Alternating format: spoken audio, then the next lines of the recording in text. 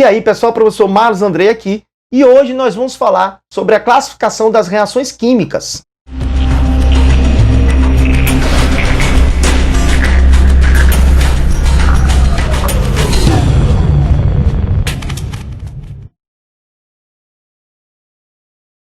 Pessoal, todo mundo sabe que uma reação química ela pode ocorrer tendo uma variação do número de oxidação, que nós chamamos de reações de oxirredução, ou ela não variando o número de oxidação. Se você não assistiu a aula de NOx, volte nessa aula de NOx e balanceamento de reações para você entender o que é uma variação do número de oxidação. Mas o que nós vamos discutir hoje é a classificação, a subdivisão que existe nessas reações. Quando nós falamos em reações inorgânicas, nós falamos em reações de 4 tipos. Veja só. A reação química pode ser classificada em adição, decomposição, simples troca ou dupla troca. Nas reações de adição, 2 ou mais substâncias se juntam para formar apenas uma única substância. Se nesses reagentes as substâncias são somente simples, a adição é chamada de total. Se houver pelo menos uma substância composta no reagente, ela é chamada de síntese parcial. Na decomposição ou análise, uma única substância forma várias outras substâncias. Se no produto houver apenas substância simples, a decomposição é total. Se houver pelo menos uma composta, a decomposição é chamada de parcial. Na reação de simples troca, uma substância simples 1 reage com uma substância composta 1 para formar uma nova substância simples e uma nova substância composta. É necessário que a substância simples seja mais reativa para fazer o deslocamento. Na dupla troca ou metástase, 2 substâncias compostas reagem entre si para formar novas substâncias compostas. Para que essa reação aconteça, o produto deve haver uma substância mais volátil, ou uma substância mais fraca, ou uma substância mais insolúvel. Bom, então você viu que as reações podem ser de adição, podem ser de simples troca, pode ser de decomposição ou dupla troca. Mas as reações de adição, elas ainda podem ser subdivididas em 2 tipos. Então, pessoal, a adição, ela se subdivide em adição parcial e adição total. Ou seja, na adição parcial, você vai ter várias substâncias formando apenas uma única substância. O que caracteriza geralmente a adição é que o teu produto ele tem que ter apenas uma substância. Então, por exemplo, suponha que eu parta aqui do óxido de cálcio e eu reajo isso aqui com gás carbônico. Então, isso aqui eu estou formando carbonato de cálcio. Então, perceba que o meu produto aqui eu só tenho uma única substância. E ela é uma substância o quê? Composta, certo? Porque ela é formada de vários elementos. Composta. Então, essa substância composta. Agora, perceba que no meu reagente eu tenho uma substância composta e outra substância composta. Pessoal, se no reagente tiver pelo menos uma substância composta, a adição é chamada de parcial. Para a adição ser chamada de total, você não pode formar nenhuma substância a partir de substância composta. Ou seja, eu só tenho que ter substância simples. Então, por exemplo, eu tenho aqui o gás hidrogênio reagindo com gás cloro para formar cloreto de hidrogênio. Então, perceba, no meu produto só tem uma única substância. Ah, professor, mas tem esse 2 na frente. Pessoal, não confunda coeficiente com substância. Tá? Esse coeficiente é só o número de mol. Mas eu só tenho aqui essa espécie que é o cloreto de hidrogênio, né? Se tivesse em água, seria ácido clorídrico. Cloreto de hidrogênio. Então, eu só tenho cloreto de hidrogênio como produto. Mas eu parti de substância simples 1, que foi hidrogênio, e substância simples 2, que foi o cloro.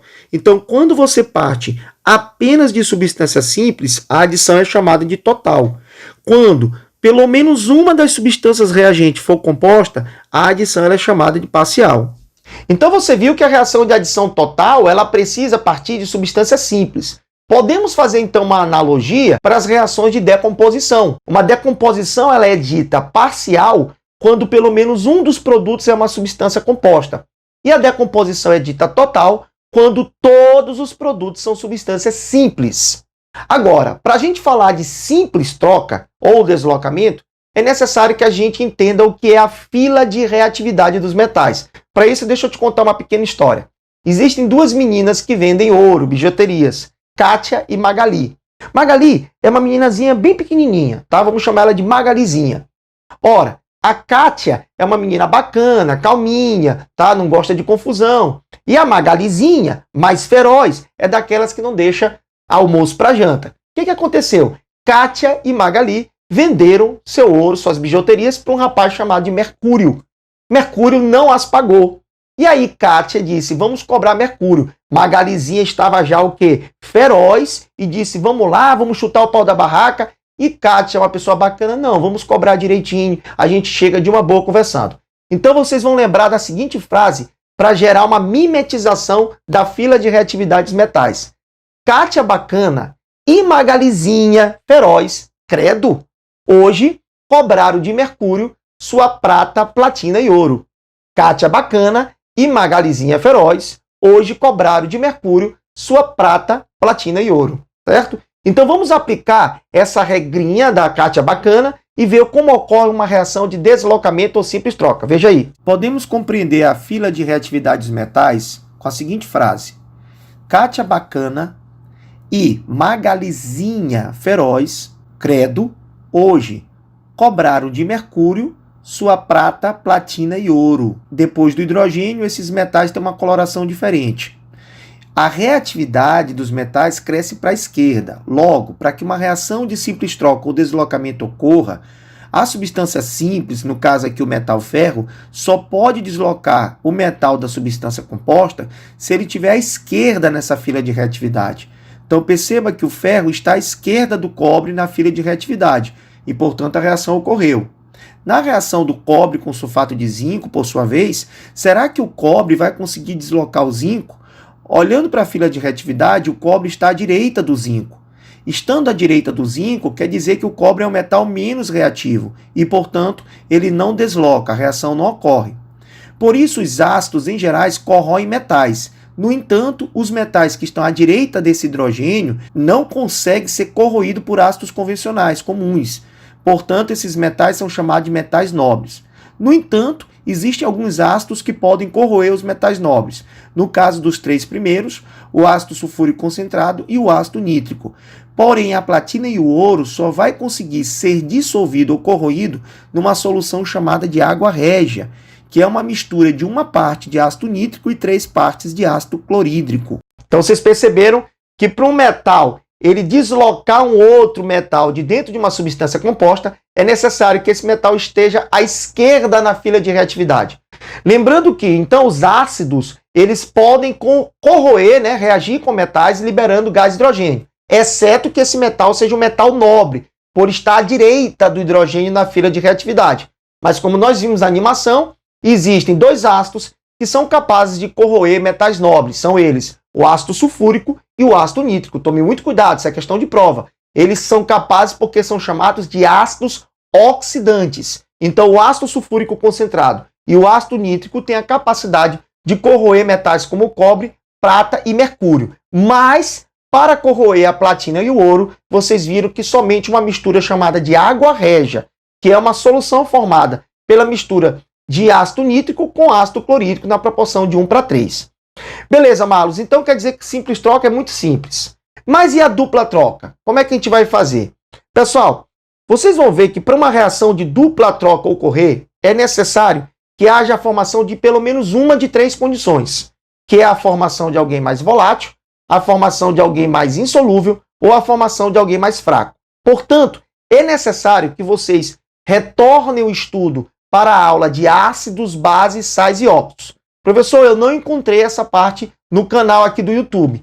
Realmente essa parte é uma parte que está para assinantes. Então eu te aconselho, assine nosso canal, o preço está promocional, eu tenho certeza que vocês vão gostar muito da parte prática aí do nosso canal para assinantes. O link está aí, aqui embaixo na descrição, para que você possa assinar o nosso canal por um preço promocional ainda essa semana, tá certo? E lá vocês vão ter aula de ácidos, bases, sais e óxidos. Por que é preciso você assistir essa aula? Porque eu tenho que saber quem é um ácido que é fixo, qual é o ácido que é volátil.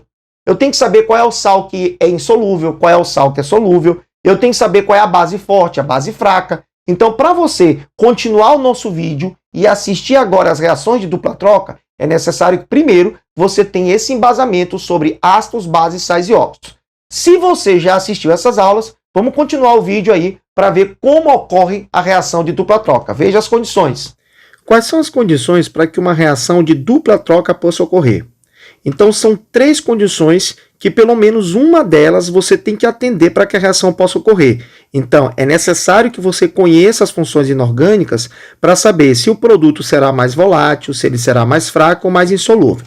Um exemplo, vamos supor que eu tenha a reação do ácido sulfúrico com o cloreto de sódio, o sal de cozinha, e eu quero saber se essa reação ocorre ou não. Então, primeiramente, devemos lembrar que os oxiácidos, na grande maioria deles, são ácidos fixos, não são voláteis, tá? Ainda mais quando tu tem um ácido com mais de 2 oxigênios, aí ele passa a ser realmente oleoso nas condições ambientais. O sal de cozinha, ele é um sal de família 1A. Todo sal de família 1A é solúvel. Então aqui nós temos 2 substâncias solúveis, um ácido que é fixo, se você subtrair 4 menos 2, o ácido sulfúrico é considerado um ácido forte. Se você fizer aqui a reação de dupla troca, o primeiro passo que você tem que fazer, pessoal, é balancear, tá? E o balanceamento é muito fácil. Basta que você iguale as cargas dos primeiros elementos ligados. Por exemplo, o hidrogênio, nós sabemos, o NOx do hidrogênio é mais 1. Mais 1 vezes 2 está dando mais 2, né, pessoal? Enquanto o sódio também é mais 1. Não tem como eu fazer uma dupla troca se a carga total desse aqui é mais 2 e a carga total do outro é mais 1. Para que a reação de dupla troca ocorra, é necessário que as cargas sejam iguais. Então, o que eu faço? Eu multiplico o NaCl por 2, para que eu possa ter 2 cargas positivas. Eu vou trocar os 2 hidrogênios pelos 2 sódios. Então, vai ficar como? Na2SO4, sulfato de sódio, mais 2HCl. Então, por que essa reação ela vai ocorrer? Ora, que é um sal solúvel, certo, pessoal? Um sal solúvel. Eu continuei formando um sal solúvel, família 1A. Então, todo sal de família 1A é solúvel. Essa condição de ser insolúvel não foi atendida. Mas, olha o que aconteceu. Eu parti de um ácido fixo, que nós sabemos que todo oxiácido ele é fixo, e eu formei um hidrácido. E os hidrácidos são o quê? Voláteis. Então, perceba que eu produzi um composto mais volátil que o anterior. Então, eu tinha um ácido mais fixo e produzi um ácido mais volátil. Ou seja, a minha primeira condição foi atendida. Então, quer dizer que essa reação ela ocorre. Por exemplo, na segunda reação, deve-se formar um produto mais fraco. Então, vamos imaginar que eu tenho aqui o hidróxido de sódio, né, que é uma base da família 1A, nós sabemos que é uma base forte, e eu quero reagir esse hidróxido de sódio com cloreto de alumínio. O alumínio é família 3A, o NOx é mais 3, e o sódio é família 1A, o NOx é mais 1. Você percebe que não está igual a essas cargas. Então, o que eu faço? Multiplico o hidróxido de sódio aqui por 3, para ficar a carga igual, né, pessoal? Agora sim, eu posso trocar de lugar.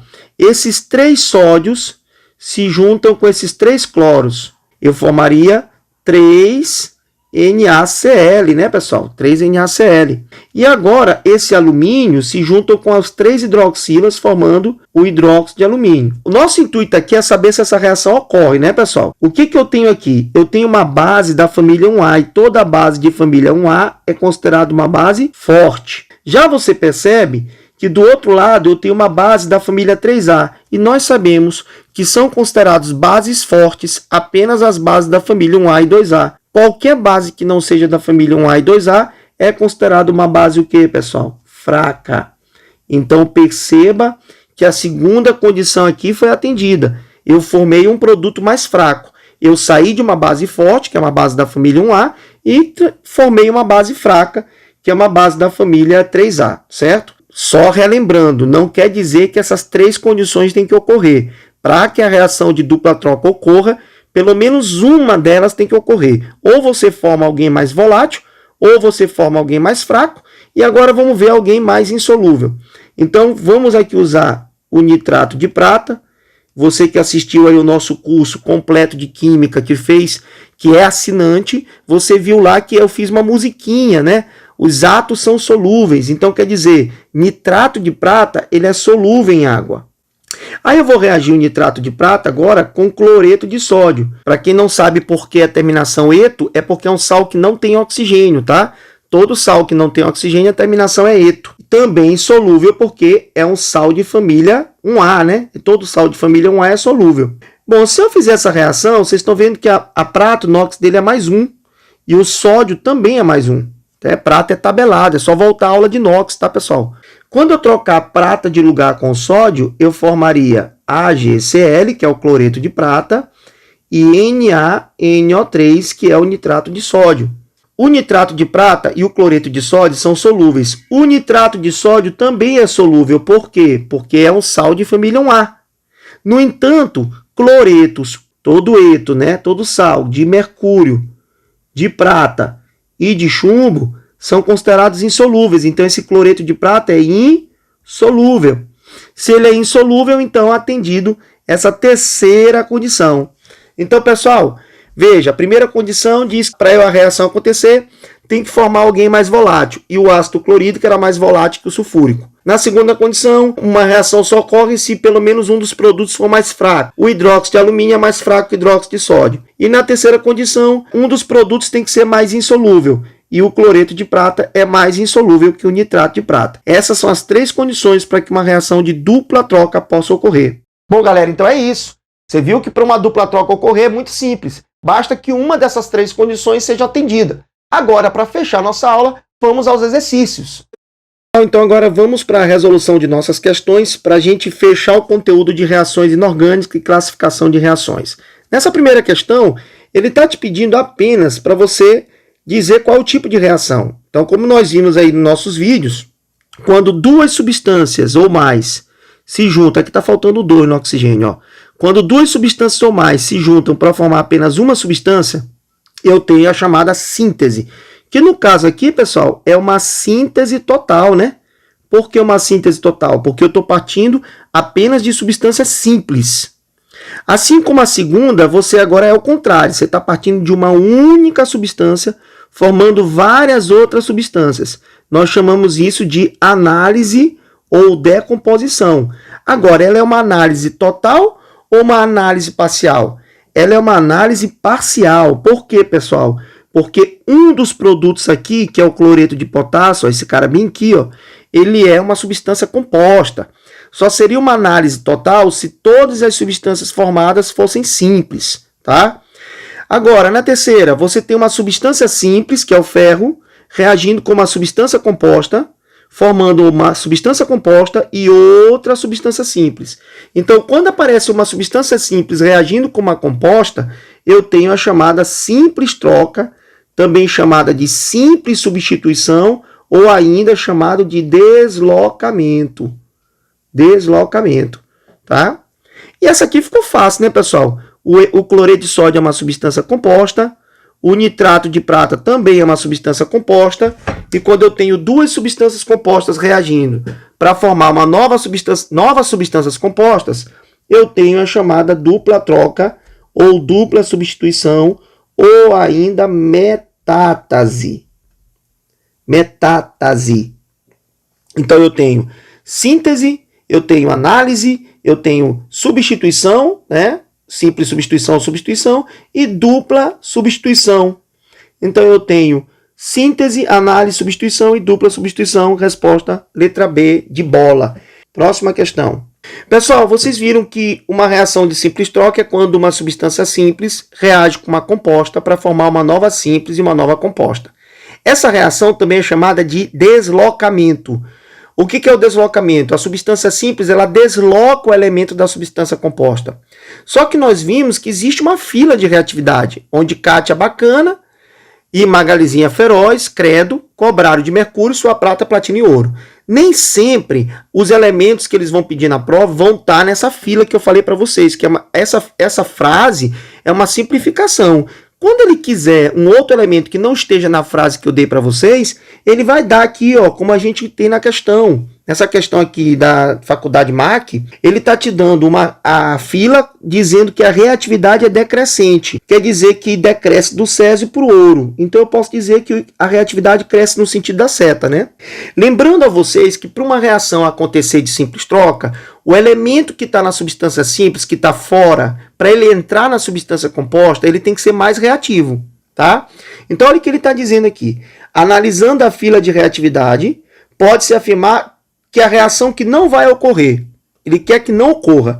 Então vamos lá, pessoal, olha a lógica. A lógica é a seguinte: para esse cobre poder tirar prata daqui de dentro, ele tem que ele tem que ser mais reativo, ou seja, ele tem que estar à esquerda nessa fila de reatividade.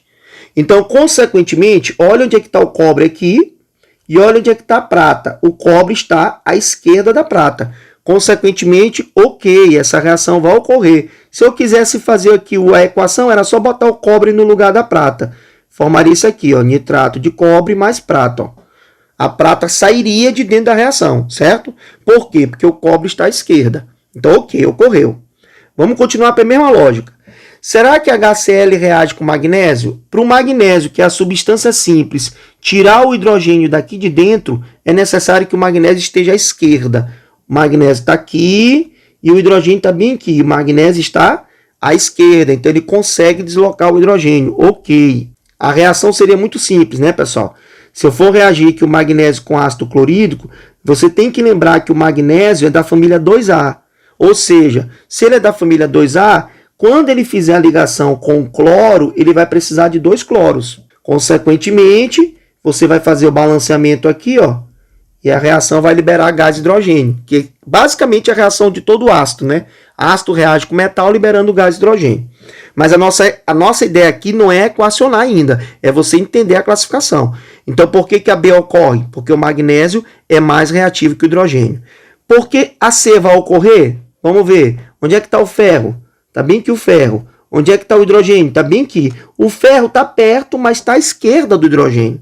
Está pertinho, mas está à esquerda do hidrogênio. Então, quer dizer que o ferro consegue tirar o hidrogênio daqui de dentro. Ok, também ocorre. Agora, D, o zinco está onde? Está aqui. O zinco está aqui e o hidrogênio está aqui, ó.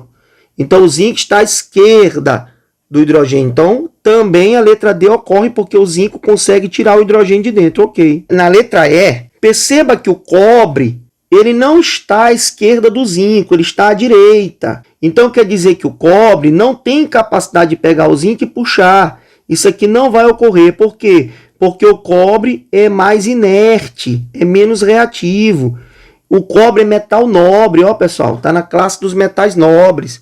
Então, consequentemente, a reação que não vai ocorrer é a letra E, certo? O cobre não vai conseguir deslocar o zinco.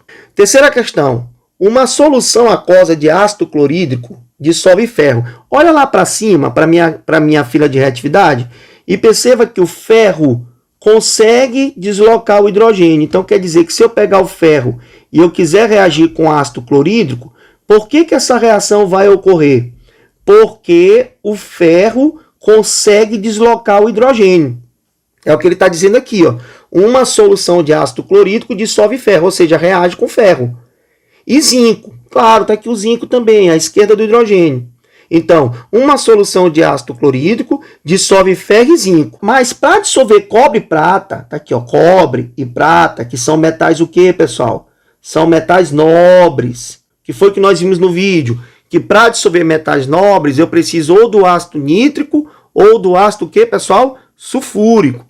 Então, para dissolver cobre ou prata, é necessário usar o ácido nítrico. E isso ocorre por quê? Porque cobre e prata são metais mais duros. Pessoal, o que quer dizer mais duro? Que risca. Será que se eu pegar, por exemplo, uma faca e passar numa aliança de ouro, não arranha? Então, o ferro é mais duro do que o ouro, porque ele consegue arranhar o ouro. Então, tá falso isso aqui. Letra B. O ácido clorídrico é um ácido fixo. Pessoal, todo hidrácido, todo ácido que não tem oxigênio, ele é volátil. Falso. Item C. O ácido nítrico é um ácido mais oxidante que o ácido clorídrico. Resposta letra C. Tá certo, pessoal? O ácido nítrico e ácido sulfúrico são chamados de ácidos oxidantes. A letra D está errada porque ele diz que o cobre e a prata são metais que se oxidam mais facilmente. Ora, o cobre e a prata, cobre, prata, mercúrio, ouro e platina são considerados o quê? Metais nobres. O que quer dizer um metal nobre? Que não oxida facilmente, que não é corroído facilmente. Falso aqui, ó. E letra E, ferro e zinco são metais mais nobres que a cobre e prata? Não, né, pessoal? Olha lá em cima. Cobre, mercúrio, prata e ouro são mais nobres. Então, resposta realmente, letra C de casa. Tá? Então, veja que é muito fácil essas reações de classificação. Vamos para a próxima. Agora, nós estamos fazendo aqui reações de dupla troca, né? Vendo aquelas condições que nós aprendemos. Então, vamos lá. Em meados de 2003, mais de 20 pessoas morreram no Brasil após terem ingerido uma suspensão de sulfato de bário, utilizado como contraste em exames radiológicos. O sulfato de bário é um sólido pouquíssimo solúvel em água, que não se dissolve mesmo na presença de ácidos. A morte ocorreu porque um laboratório farmacêutico forneceu o produto contaminado com carbonato de bário. Eu vou colocar a fórmula aqui, mas relembrando que você tem que assistir a aula de sais, tá, pessoal? Tá aí o carbonato de bário. Ó. Então, a morte ocorreu porque foi trocado por carbonato de bário, que é solúvel em ácido. Um simples teste para verificar a existência desses íons bários solúveis poderia ter evitado a tragédia. Esse teste consiste em quê? Em pegar essa amostra e tratar com ácido clorídrico. Vou tratar primeiro com ácido clorídrico. Vamos fazer esse tratamento aqui. Bário é da família 2A, o NOx é mais 2, e o hidrogênio, o NOx é mais 1. Como eu falei para vocês, para essa reação ocorrer, é necessário que você iguale as cargas. Se aqui é mais 2, aqui tem que multiplicar por 2. Ó. Então, quando eu reagir o carbonato de bário com o ácido clorídrico, eu vou ter o quê? Eu vou pegar esses 2 hidrogênios aqui e vou colocar no lugar do bário. E vou pegar o bário e vou colocar no lugar dos 2 hidrogênios. Então, o produto seria mais ou menos o quê? O cloreto de bário, ó, são 2 cloros e um bário. Agora, presta atenção no que eu vou te dizer. Você está percebendo que os 2 hidrogênios vão entrar no lugar do bário, né, pessoal? Formaria isso aqui, ó, H2CO3, certo? Só que toda vez que vocês fizerem uma equação e aparecer H2CO3 no produto, vocês não escrevem dessa forma. O que vocês fazem? Vocês apagam H2CO3 e escrevam água mais CO2, tá? Porque o ácido carbônico, ele é um ácido instável. Ele se decompõe em água e gás carbônico. Então, mais uma vez, vou fazer de novo a reação para quem não entendeu. Presta atenção. Ó, ele pegou o carbonato de bário e vai reagir com ácido clorídrico. O que eu fiz? Primeiro eu igualo a carga aqui, ó. O hidrogênio é mais 1, o bário é mais 2, família 2A. Multipliquei aqui por 2 para igualar. Aí eu vou pegar esses 2 hidrogênios, vou colocar no lugar do bário. Então, e aí esse bário vai se juntar com os 2 cloros. Então vai formar cloreto de bário. E aí eu escrevo água mais CO2. Por quê? Porque iria formar isso aqui, ó, é a mesma coisa de estar escrevendo H2CO3, ó. Lembrando aqui, pessoal, que apesar de que a gente estuda que os etos são solúveis, a questão fala que esse teste formaria com ácido clorídrico compostos insolúveis. Então ele já afirmou que esse produto aqui, ó, ele é um produto insolúvel, tá? Ele está dizendo que o cloreto de bário é insolúvel. Muito bem, aí ele diz que após filtrar, ele adiciona uma solução de ácido sulfúrico. Quando eu fizer essa reação, ó, o sulfato vai reagir com bário, formando sulfato de bário, mais HCl. Então, lembrando que eu formei aqui um produto volátil, lembra? Toda vez que você produz um produto volátil, a reação ela tende a ocorrer. Então, eu saí de um ácido sulfúrico, que é um ácido fixo, e transformei em ácido clorídrico, que é um ácido volátil. Por isso que essa reação ela é viável, né? Ela ocorre. Então, pessoal, essa reação ocorreu e o texto falou lá em cima que o sulfato de bário, ó, que o sulfato de bário, ele é um sólido pouquíssimo solúvel em água. E como nós sabemos que todo sal de família 1A e 2A tem cor branca, então ele já disse na questão que esse sulfato de bário que vai ser formado, ele é insolúvel em água e, portanto, vai ser um sólido no fundo do recipiente. E nós sabemos que sais de família 1A e 2A tem coloração branca, então é um sal de cor branca. Então, como é que eu vou saber que existe bário? Porque vai haver a precipitação de um sólido branco. Vocês estão vendo que nenhuma da reação produziu gás hidrogênio, você viu que ninguém produziu gás cloro, certo? Liberação de calor não tem como eu saber, a questão não me dá condições para discutir isso. E a alteração da cor para rosa, aqui também não tem nenhum dado na questão que fale sobre coloração. Então, a resposta aqui, letra C de casa. Tá? Vamos para a próxima questão para a gente entender dupla troca. O ácido clorídrico pode reagir com diversos materiais, formando diferentes produtos, como mostrado no esquema abaixo. Aí ele quer saber as seguintes evidências, né? Que vai haver liberação de gás, vai haver desaparecimento parcial ou total de um sólido e formação de um sólido. Então vamos primeiro fazer as equações, primeiro ver se ela ocorre, né? E ver o que forma. Então, pessoal, vou botar aqui de vermelho, ó. Primeiro, vamos botar na ordem, né? O item 1, eu tenho a reação do nitrato de prata reagindo com HCl. Item 2, eu tenho a reação do nitrato do HCl reagindo com raspas de alumínio. Então, vou botar aqui o alumínio reagindo com HCl. E o item 3, eu vou ter a reação do HCl com o hidróxido de magnésio. Lembrando que toda reação de ácido com base sempre ocorre, tá, pessoal? Não precisa ver a questão da dupla troca. Toda reação de um ácido com uma base sempre vai ocorrer. Prata, o NOx é mais 1, o hidrogênio é NOx mais 1. Aqui já está balanceado. O hidrogênio é mais 1, mas o alumínio, quando ele se ligar com alguém, né, ele vai assumir o NOx mais 3. Não é que ele tenha o NOx mais 3, mas na hora que ele se ligar com cloro, como ele é da família 3A, o NOx dele vai ser mais 3. E, portanto, eu vou precisar de 3 vezes o cloro para se ligar com um alumínio, já que cada cloro família 7A é menos 1. Aqui, o número de hidrogênios tem que ser igual ao número de hidroxilas da base, lembra disso. Como eu tenho 2 hidroxilas, aqui eu vou multiplicar por 2. Então, bora equacionar aqui e vamos ver o que ocorre.